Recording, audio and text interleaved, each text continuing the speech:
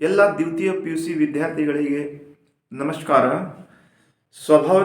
ಸಾಮಾನ್ಯವಾದ ಸ್ವಾಭಾವಿಕವಾದ ಒಂದು ಪ್ರಶ್ನೆ ಕೇಳುವ ವಿದ್ಯಾರ್ಥಿ ಏನಂತಂದರೆ, ಸರ್ ನೀವು ಈ ವ್ಯಾಲಿಟರಿ ಆಗಿ ಹೋಗಿರಿ, ಪ್ರಾಮಾಣಿಕತೆಯಿಂದ ಸತ್ಯತೆಯಿಂದ ಹೇಳ್ರಿ, ನೀವು ಎಷ್ಟು ವಿದ್ಯಾರ್ಥಿಗಳಿಗೆ ಫೇಲ್ ಮಾಡಿರಿ ಮತ್ತು ಎಷ್ಟು ವಿದ್ಯಾರ್ಥಿಗಳಿಗೆ ನೀವು ಔಟ್ ಆಫ್ ಮಾರ್ಕ್ಸ್ ಕೊಟ್ಟಿರಿ ಸರ್, ಸ್ವಲ್ಪ ನಮಗೆ ನೀವು ತಿಳಿಸ್ಕೊಡ್ರಿ ಅಂತ ಕೆಲವು ವಿದ್ಯಾರ್ಥಿಗಳದ ಇದು ಒಂದು ಕುತೂಹಲಕರವಾದ ಪ್ರಶ್ನೆ. ಇಲ್ಲಿ ನೋಡ್ರಿ, ಯುವೆಲಿಟ್ರಿ ಅಂದರೆ ನಾನು ಒಬ್ಬನೇ ಯುವೆಲಿಟ್ರಿ ಇಲ್ಲ, ಅಲ್ಲಿ ಹಲವಾರು ಯುವೆಲಿಟ್ರಿ ಇದೆ, ಹೌದಲ್ಲ? ಆದರೆ ನೀವು ಬರೆದಿದ್ದ ಉತ್ತರಗಳನ್ನು ಮೌಲ್ಯಮಾಪನ ಮಾಡೋರು ಹಲವಾರು ಅಲ್ಲಿ ಯುವೆಲಿಟ್ರಿ ಇರ್ತದೆ, ಅದರಲ್ಲಿ ನಾನು ಒಬ್ಬ. ಆದರೆ ವಿದ್ಯಾರ್ಥಿ ನಿಮ್ಮ ಪ್ರಶ್ನೆಗಳನ್ನು ಡೈರೆಕ್ಟ್ವಾಗಿ ಇಲ್ಲಿ ಆನ್ಸರ್ ಕೊಡಲಿಕ್ಕೆ ಪ್ರಯತ್ನ ಮಾಡ್ತಾ ಇದ್ದೀನಿ. ಏನಂದರೆ ನಿಮ್ಮದು ಪ್ರಶ್ನೆ ನೋಡ್ರಿ, ಫೇಲದ ಕಾನ್ಸೆಪ್ಟ್ ಬೇರೆ ಅದು ಮತ್ತು ಔಟ್ ಆಫ್ ಕಾನ್ಸೆಪ್ಟ್ ಬೇರೆ ಇದೆ.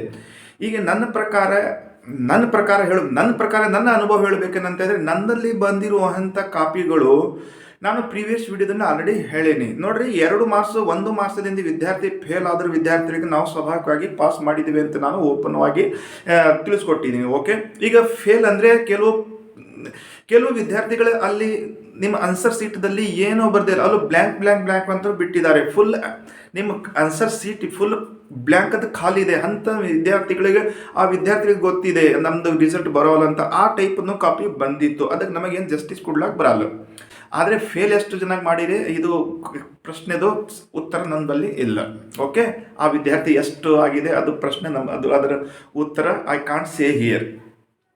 ಆದರೆ ನಾನು ನಿಮಗೆ ಏನು ಹೇಳಬೇಕಂದ್ರೆ, ಔಟ್ ಆಫ್ ಸರಿ ಹೌ ಮೆನಿ ಔಟ್ ಆಫ್ ಅಂದರೆ ನಾನು ಎಷ್ಟು ವಿದ್ಯಾರ್ಥಿಗಳಿಗೆ ಔಟ್ ಆಫ್ ಮಾರ್ಕ್ಸ್ ಕೊಟ್ಟಿದೆ ಅಂತ ಕೇಸಿ ನಾನು ಇಲ್ಲಿ ಕ್ಲಿಯರ್ವಾಗಿ ನಿಮಗೆ ಹೇಳುವ ಇಷ್ಟಪಡುವಂದರೆ, ನಾನು 9 ವಿದ್ಯಾರ್ಥಿಗಳಿಗೆ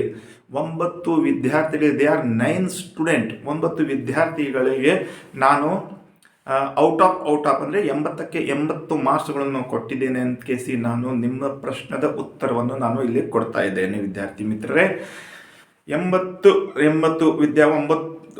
ಸ್ಟೂಡೆಂಟಿಗೆ ನಾನು ಕೊಟ್ಟಿನಿ. ಅಲ್ಲಿ 9 ಸ್ಟೂಡೆಂಟ್ ಅದು ಯಾವ ಡಿಸ್ಟ್ರಿಕ್ದವರು, ಎಲ್ಲಿಂದ ಕಾಪಿ ಬಂದಿತ್ತು ಐ ಡೋಂಟ್ ನೋ, ಬಟ್ ಅಂದ್ರೆ 9 ವಿದ್ಯಾರ್ಥಿಗಳಿಗೆ ನಾನು ಔಟ್ ಆಫ್ ಮಾರ್ಕ್ಸ್ ಕೊಟ್ಟಿದ್ದೆ.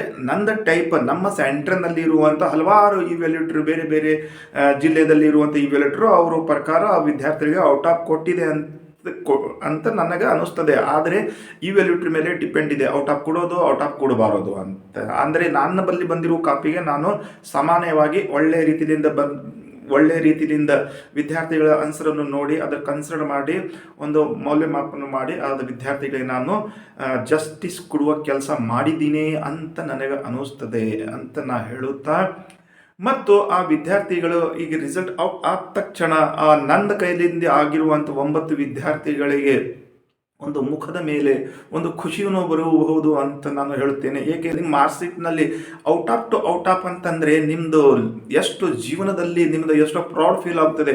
ನಾ ಆ ಸಬ್ಜೆಕ್ಟನ್ನು ಪಡೆದುಕೊಂಡು ಔಟ್ ಆಫ್ ಬಂದಿದ್ದೆ ಎಷ್ಟು ಪ್ರೌಡ್ ಫೀಲ್ ಆಗ್ತದೆ. ಅದಕ್ಕೆ ಕೆಲವು ವಿದ್ಯಾರ್ಥಿಗಳಿಗೆ ನನ್ನ ಕೈಲಿಂದ they are 9 student I give out of marks them, ನಾನು ಅವರಿಗೆ ಔಟ್ ಆಫ್ ಮಾರ್ಕ್ಸ್ ಕೊಟ್ಟಿದೆ ಅಂತ ಹೇಳುತ್ತಾ, ಮತ್ತು ವಿದ್ಯಾರ್ಥಿಗಳಿಗೆ ಒಂದು ಕುತೂಹಲವಾದ ಪ್ರಶ್ನೆಗಳು, ಈ ಪ್ರಶ್ನೆಗಳು ಅಂದರೆ ನಿಮ್ಮದು ಸ್ವಾಭಾವಿಕ ಪ್ರಶ್ನೆಯಿಂದ ನಾನು ಉತ್ತರ ಕೊಟ್ಟಿದ್ದೇನೆ ಅಂತ ಹೇಳುತ್ತಾ, ಮತ್ತೊಂದು ನಂದು ಏನು ಟೆಕ್ನಿಕಲ್ ಮಾತು ಹೇಳಬೇಕೇನಂತಂದರೆ, ಇಲ್ಲಿ ಇವ್ಯಾಲ್ಯೂಟ್ರಿ ಪ್ರತಿಯೊಂದು ಎಲ್ಲ ಇವ್ಯಾಲ್ಯೂಟ್ರಿ ಬಗ್ಗೆ ಏನು ಕ್ರಿಟಿಸೈಸ್ ಮಾಡಲ್ಲ, ಎಲ್ಲರೂ ಪರ್ಸನಲ್ ಆಗಿರ್ತಾ ಅವ್ರ ಕಾಮನ್ ಸೈನ್ಸ್ ಅವ್ರು ಏನು ಮಾಡ್ತಾರೆ ಅವ್ರ ಪ್ರಕಾರ ಅವ್ರ ವಿದ್ಯಾರ್ಥಿಗಳಿಗೆ ಫಲಿತಾಂಶ ಮೌಲ್ಯಮಾಪನ ಮಾಡಿ ಅವ್ರದ್ದು ಅಂಕವನ್ನು ಮಾರ್ಕ್ಸ್ ಅವ್ರಿಗೆ ಕೊಡ್ತಾರೆ. ನಮ್ಮದು ಎಲ್ಲರೂ ಬೇರೆ ಬೇರೆ ಸ್ಟ್ರಾಟಜಿ ಇರ್ತಿದೆ. ನಾವು ಏನು ಸ್ವಾಭಾವಿಕವಾಗಿ ಅಂದರೆ ನಾವು ನೋಡ್ತೀವಿ ಅಲ್ಲಿ MCQ ಕ್ವಶನ್, ಗ್ರಾಮರ್ ಮತ್ತು ಇವೆಲ್ಲ ಕ್ವಾಂಟಿಟಿ ನೋಡಿ, ಮತ್ತು ಅವರು ಪ್ರಸಂಗ ಸಂದರ್ಭ ಈ ಟೈಪ್ ಕರೆಕ್ಟ್ ಎಕ್ಸಾಕ್ಟ್ಲಿ ಬರ್ತಾರೆ ಅಂದರೆ ಅವೆಲ್ಲ, ಮತ್ತು ಅವರ ಹ್ಯಾಂಡ್ ರೈಟಿಂಗ್ ಸ್ವಲ್ಪ ಕನ್ಸಿಡರ್ ಮಾಡಿ ಇವೆಲ್ಲ ಕರೆಕ್ಟ್ ಇದ್ದಾರೆ ಅಂದರೆ, ಸ್ವಲ್ಪ ಏನಾದರೂ ಅವ್ರ ಕಡೆಯಿಂದ ತಪ್ಪು ಮಿಸ್ಟೇಕ್ ಬಂತಂದ್ರೆ ನಾವು ಅದನ್ನು ಸರಿಪಡಿಸಿ ಔಟ್ ಆಫ್ ಕೊಡೋದು ನಮ್ಮದು ಒಂದು